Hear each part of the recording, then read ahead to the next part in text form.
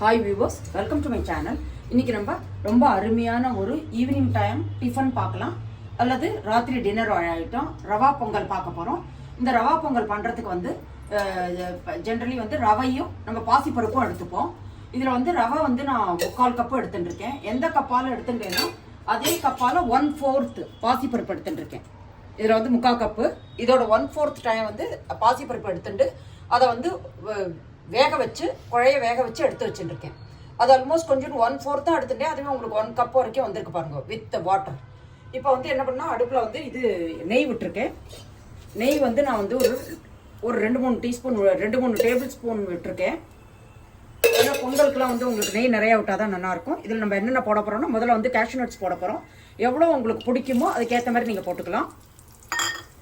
அதுக்கப்புறம் இதில் வந்து மிளகு வந்து நல்லா 1 டீஸ்பூன் போட்டிருக்கேன்னா 1.5 டீஸ்பூன் வந்து ஜீரகம் போட்டிருக்கேன். அதுக்கப்புறம் இஞ்சி வந்து ஒரு 1.5 இன்ச்சு இஞ்சி வந்து நல்லா நீங்கள் துருவியும் போடலாம், பொடி பொடியாக நறுக்கி போடலாம். நான் பயங்கர நல்ல பொடியாக நறுக்கி போட்டிருக்கேன். அப்புறம் வந்து பெருங்காயம், இஞ்சி, மிளகு இதெல்லாம் தான் அதுக்கு மெயின். அப்புறம் வந்து கருவேப்பிலை,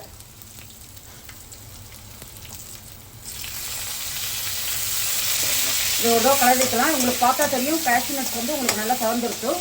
இந்த ஸ்டேஜில் வந்து நம்ம எடுத்து வச்சுருக்கிற ரவையை, ஈவன் நீங்கள் வறுத்த ரவையாக இருந்தால் கூட நீங்கள் வந்து ஒரு தடவை நல்லா வறுத்துக்கணும். ஒரு 1 or 2 மினிட்ஸ் நல்லா வறுத்துக்கணும். என்னோட கொஞ்சம் வந்து வறுபட்ட ரவை தான். நான் வந்து 2-3 மினிட்ஸ் இதை வறுத்துக்கிறேன். ஈவன் ரோஸ்டட் ரவாக இருந்தாலும் நீங்கள் 2-3 மினிட்ஸ் வந்து அதை வறுத்துக்கணும்.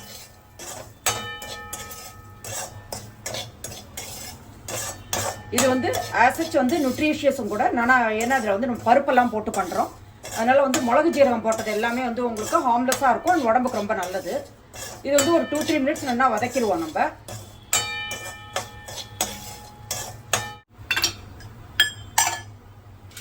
கலர் மாறாமல் 2-3 மினிட்ஸ் வறுத்துட்டு, கலர் மாறக்கூடாது, நல்லா வாசனை வரும். அந்த ஸ்டேஜில் எடுத்துடலாம். ஜஸ்ட் ஒரு பிளேட்டில் ட்ரான்ஸ்ஃபர் பண்ணிக்கிறேன்.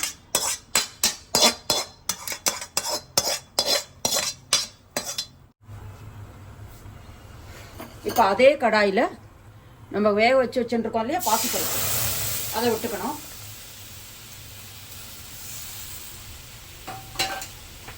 இதில் வந்து நான் உப்பு, கொஞ்சோண்டு உப்பு அண்ட் மஞ்சப்பொடி போட்டு தான் வேக வச்சுருக்கேன். நம்ம இந்த பொங்கலுக்கு தேவையான உப்பை வந்து இப்போ போட்டுடலாம். ஒரு 1/2 ஸ்பூன் போட்டிருக்கேன்.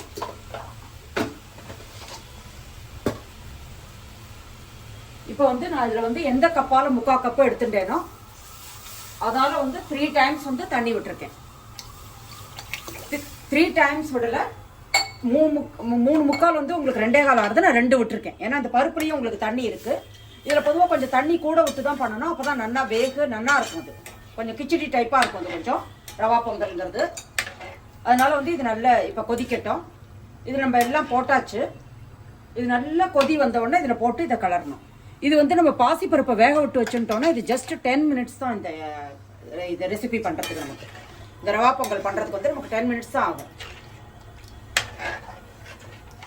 நெய் வந்து உங்களுக்கு எவ்வளோ வேணுமோ விட்டுக்கலாம். பொதுவாக பொங்கல் எல்லாம் உங்களுக்கு நெய் நிறையா விட்டால் தான் நல்லாயிருக்கும்.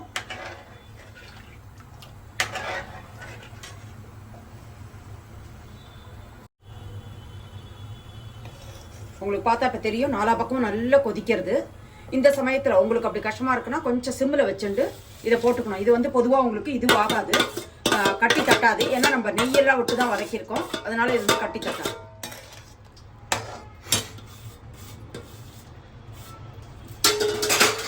இப்போ அவங்க மீடியம் ஃப்ளேமில் வச்சுக்கோங்க எப்பயுமே. அது வேகிறதுக்கும் அது ஒரு டைம் ஆகும். அண்ட் வந்து நல்ல உள்ளூர் நல்ல வேகும். அட் த சேம் டைம் வந்து கிடுகிடுன்னு கட்டி பிடிக்கிறதுலாம் ஆகாது, கட்டி தட்டுறதுலாம். உங்களுக்கு உடனே இந்த தண்ணி நம்மளோட கொதிக்கும் போது நீங்கள் டேஸ்ட் பண்ணி பார்க்கலாம். துளியோண்டு பேருக்கு ஒரு துளி உப்பு வந்து கூட இருக்கணும். அப்படி இருக்குன்னா நீங்கள் போட்டது கரெக்டுன்னு அர்த்தம். கரிக்கக்கூடாது, ஆனால் ஒரு துளி கூட இருக்கிற மாதிரி தோணணும். உப்பு துளி இருக்கிற மாதிரி இருக்கேன்னு தோணுனா அதை அந்த ஸ்டேஜோடு நிறுத்திடணும். உப்பு அதுக்கு மேலே போடக்கூடாது. அதை வந்து நீங்கள் செக் பண்ணிக்கலாம். இப்போ வந்து இதை நல்லா கலருவோம். நான் மீடியம் ஃப்ளேமில் தான் வச்சு கலர்றேன். நீங்கள் ஆனில் வச்சு கலருனா சீக்கிரம் வந்துடும். ஆனால் நல்லா உள்ளூர வேகிறது வந்து நீங்கள் மீடியம் ஃப்ளேமில் வச்சு பண்ணால் தான் வந்து உள்ளூர வேகம் வந்து. இந்த ரெசிபி பண்ணுறது ரொம்பவே easy and compare to your rava upma இது ரொம்ப டேஸ்டியாக இருக்கும். அண்ட் இது நியூட்ரிஷியஸ், நம்ம பருப்பும் போட்டிருக்கிறதுனால. அண்ட் இது ஈவினிங் டிஃபன் நைட் டின்னருக்கு வந்து ரொம்ப டேஸ்டியாக இருக்கும். இதுக்கு வந்து நீங்கள் தேங்காய் சட்னி பண்ணலாம். இன்றைக்கி எங்கிட்ட வந்து வாழைக்காயோட கூட்டு இருக்குங்கிறதுனால நான் வந்து தேங்காய் சட்னி பண்ணல. தேங்காய் சட்னி இதுக்கு ரொம்ப நல்ல காம்பினேஷன். மற்றபடி உங்களுக்கு எது பிடிக்கிறதோ அதோட சாப்பிட்லாம். ஈவன் வத்த குழம்போட சாப்பிட்லாம். நீங்கள் மாங்காய் ஊறுகாய் இதோடலாம் சாப்பிட்லாம், நல்லா இருக்கும். இப்போ வந்து இது கொஞ்சம் நல்லா வேகட்டும். சிம்லேயே வச்சு நம்ம பண்ணுவோம்.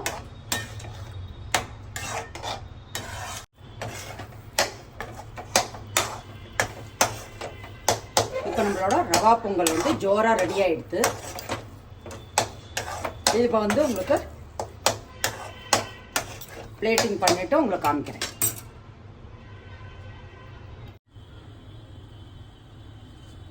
இப்போ நம்மளோட ரவா பொங்கல் ரெடி ஆயிடுச்சு. திருப்பி நான் ஒரு 2 ஸ்பூன் வந்து நெய் விட்டுருக்கேன். நீங்களும் உங்களுக்கு எவ்வளோ நெய் தேவையோ அதுக்கேற்ற மாதிரி விட்டுக்கலாம். இப்போ வந்து இது ரொம்ப டேஸ்டியான and at the same time ஈஸியான ஒரு ஈவினிங் டிஃபன் அல்லது நைட் டின்னருக்கு வந்து இது நான் பண்ணியிருக்கேன். இது நீங்கள் பண்ண முடியும் அண்ட் வந்து ரொம்ப ஈஸியாக இருக்கும். இந்த ரெசிபி உங்களுக்கு யூஸ்ஃபுல்லாக இருந்தால் என் சேனல் லைக் பண்ணி ஷேர் பண்ணி சப்ஸ்கிரைப் பண்ணுங்க. உங்களோட ஃபீட்பேக் எனக்கு ரொம்ப இம்பார்ட்டன்ட். மீண்டும் ஒரு நல்ல ரெசிபியோடு நான் உங்களை மீட் பண்ணுறேன். Until then take care. Thank you.